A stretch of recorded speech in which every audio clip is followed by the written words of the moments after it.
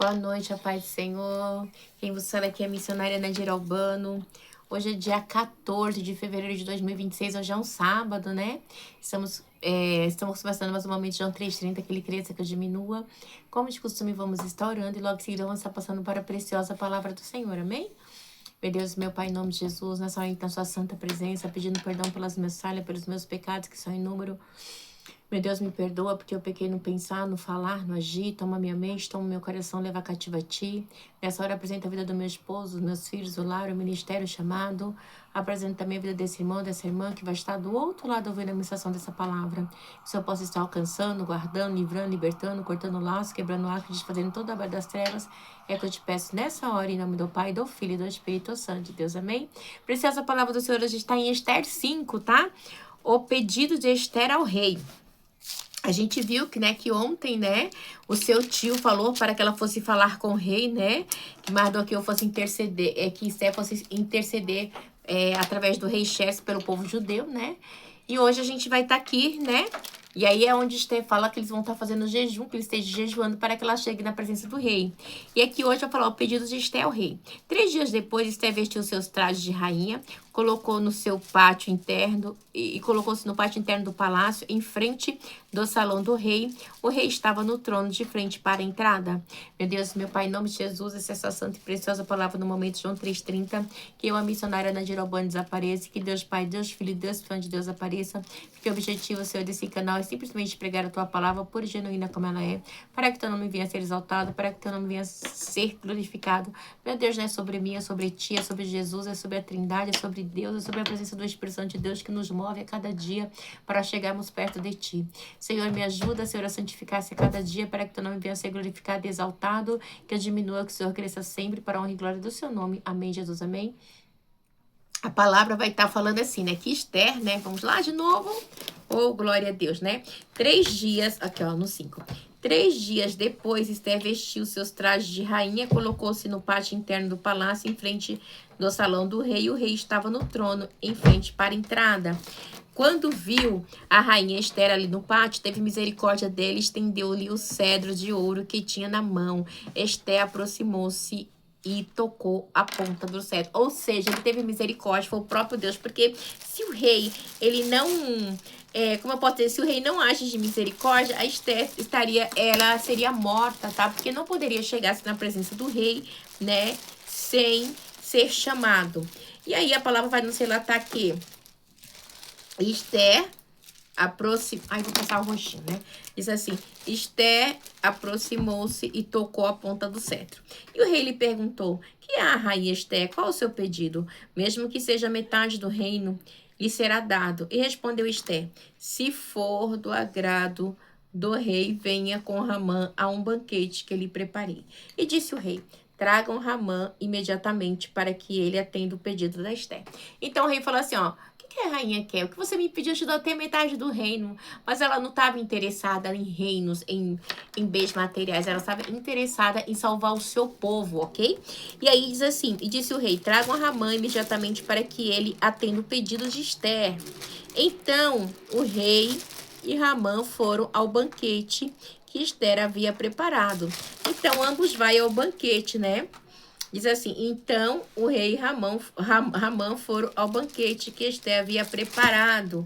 Enquanto bebia vinho, o rei tornou a perguntar, qual o seu pedido? Você será atendida. Qual o seu desejo? Mesmo que seja metade do reino, lhe será concedido, né?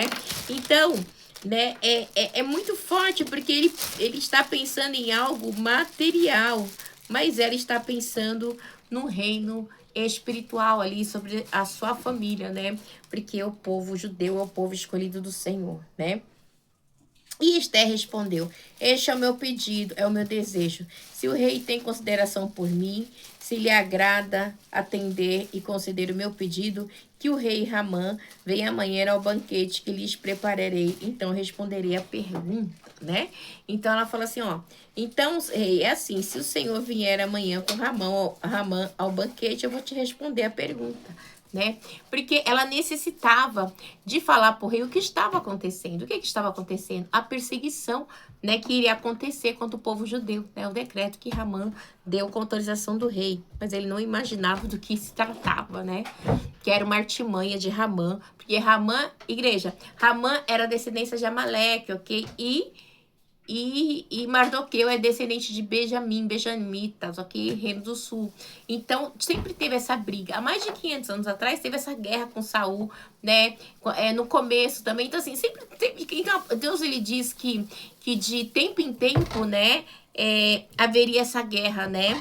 Entre os judeus e o povo de Deus, né? Então, seria uma guerra de tempo em tempo, tá? Então, é algo que não tinha... nem como, ok? Como eu posso dizer? Tentar impedir, porque é algo espiritual, ok? E aí, vamos lá. E aí diz assim, a ira de Ramã contra Mardoqueu. No 9. Naquele dia, Ramã saiu alegre e contente, mas ficou furioso quando viu que Mardoqueu estava junto à porta do palácio real. Não se levantou nem mostrou respeito em sua presença. Ramã, porém, controlou-se e foi para casa. A gente sabe que Ramã não se prostrava, Mardoqueu, aliás, não se prostrava perante Ramã, porque Ramã era malequita, e amalequitas e judeus não podiam. Deus havia rejeitado os amalequitas devido à perseguição dele para com o povo judeu, né? Então, ele não poderia, de maneira nenhuma, se prostrar, ok? Era uma desonra para o Senhor. E reunindo seus amigos, olha só, é muito interessante, né? Porque ele fica furioso, né? Mas ele fica furioso quando viu que Mardoqueu estava junto à porta, né? E nem se importou com a presença dele, tipo, ignorou. Aí vai dizer no 10. E Ramã, porém, controlou-se e foi para casa, reunindo-se com seus amigos e Zeras, sua esposa. Aí ele vai se reúne com seus amigos e quiser a sua esposa. O que acontece? Ramã, ele vai fazer o que no 11? Ramã vangloriou-se de sua grande riqueza, de seus muitos filhos e de como o rei havia honrado, promovido acima de todos os outros nobres oficiais. Então, assim, ele era importante, querendo ou não, ele tinha uma posição de importância, né? Mas ele era uma malequita e havia briga, havia guerra, né? Então, ele diz assim no 12, e acrescentou Ramã. Além disso, sou o único que a rainha Esther convidou para acompanhar o rei ao banquete que lhe oferecerá. Ela me convidou para comparecer amanhã com o rei. Ele nem está imaginando que esse convite é para ele ser desmascarado. Nem lhe passa na mente essa situação, né? Ele acha que ele vai ser honrado, muito honrado, né? E aí diz assim, mas tudo isso não me dará satisfação enquanto eu vir aquele judeu Mardoqueu sentado junto à porta do palácio. Olha o ódio que ele tinha, ok? O ódio dele, o desejo dele destruir Mardoqueu era muito grande, né? Então, eles tinham o desejo de destruir Mardoqueu. Depois a mamãe vai ter que rasgar. Ele tinha um desejo de destruir Mardoqueu, né? Então, ele não ia ficar em paz enquanto ele não matasse. Mas olha que interessante. Então, Zeras, sua esposa e todos os seus amigos lhe surgiram. Mande fazer uma forca de mais de 20 metros de altura e logo pela manhã peça ao rei que Mardoqueu seja enforcado. Olha, logo pela manhã peça que Mardoqueu seja enforcado nela. Assim você poderá acompanhar o rei ao jantar e alegrar-se, né? A sua sugestão agradou Ramã e ele mandou fazer a forca. Então, ele faz essa forca, né? E isso, igreja, faz com que ele se sente potente, faz com que ele se sente, sabe? Assim, eu já sou rico, eu já tenho uma família, então assim, ele tinha tudo, tá? Mas não tinha respeito, não tinha empatia, ele não sabia, aleluia, glória a Deus, né? Se prostrar diante, né? Como eu posso dizer? Diante de tudo que Deus lhe havia dado, ok? Tudo que ele tinha, né? Ele ainda estava ali, né? Porque, igreja, A prosperidade é dom de Deus, ok? Deus dá para quem Ele quer. A sua riqueza, a sua prosperidade não vai fazer de você um homem que tenha fé, que seja salvo de maneira nenhuma. A gente vê que o Mardoqueu aqui, ele tinha tudo, né? Vangloriou-se de sua riqueza, dos seus muitos filhos, né? Então, ele tinha muito, ele era próspero. Ele só não tinha o Deus de Israel, né?